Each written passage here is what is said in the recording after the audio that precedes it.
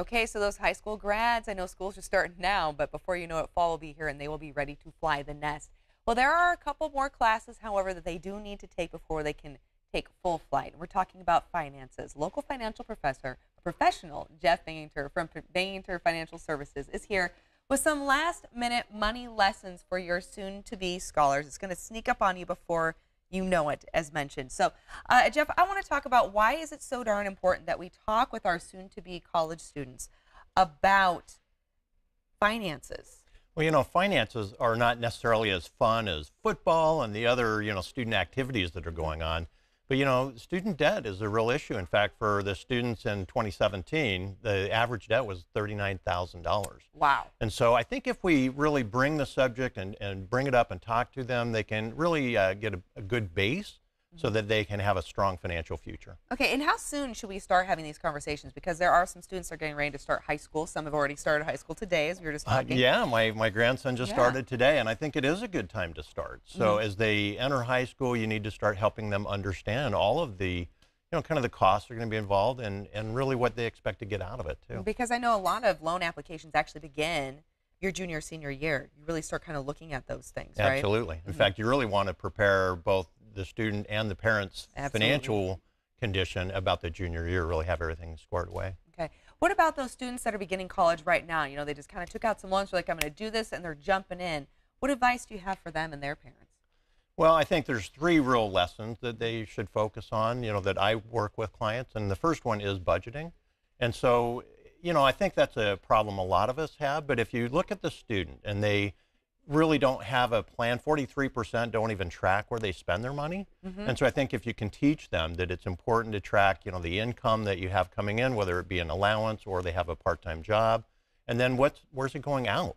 So as long as they can see where the money's coming in and where it's going out, they have a better chance. And I do have a budget worksheet on my website at Bainter Financial. If somebody needs help, they can access that. Okay, and then when it comes to having a successful future and really planning, what are some of the key things that students and parents should really keep in mind?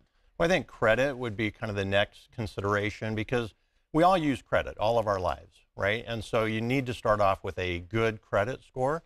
And, having a credit card is not to have a great lifestyle, right? It's actually to build credit and use in emergencies. And so I like to reference the 30% rule for students.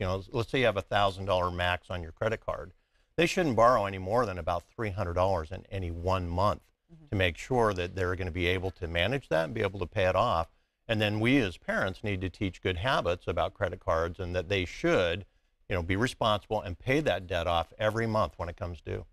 Absolutely, yeah. It's not something that you just kind of rack up and slowly chip away at, right? That's not a great way to establish that strong credit that you really need as you're moving forward. Right, it'll hurt you in the long run if you don't take care of it. Yeah, exactly. What about, because I'm just kind of reflecting on my young adulthood. I was lucky enough to have my parents assist in the purchase of a home for college for some of my classmates. And I have to say that established some incredible credit for me up front.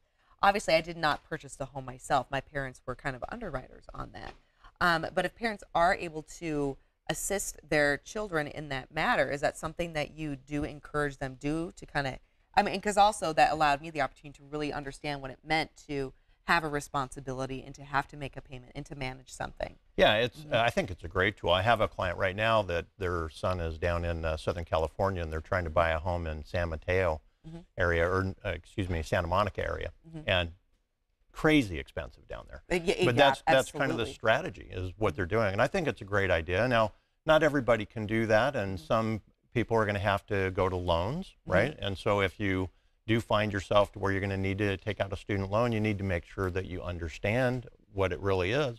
You need to read the fine print. You need to understand what the grace period is and what the interest rate that they're going to charge is.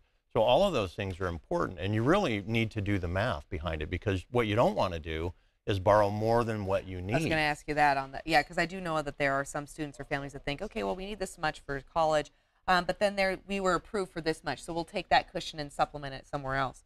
Right. You're saying don't do that. No, because you're going to have to pay it back, and the bigger the debt, the bigger the problem, really. And one of the things I think that's interesting that they could do from the dorm, right? The student could, if they're working, they could actually pay the interest that accrues every month while they're in school, so that when they leave school and get that first job, they just have the principal that they borrowed. They don't have a huge debt built up because of the interest that's accrued. Yeah, that's very smart. And where can our viewers go to learn more? So bangerterfinancial.com is our website, and certainly they can give us a call. Excellent. Thank you so much. Thank you. Thanks for having me. This is advice you cannot afford to not have, right? Absolutely. Like you absolutely have to have this. This interview involves commercial content. The products and services featured appear as paid advertising.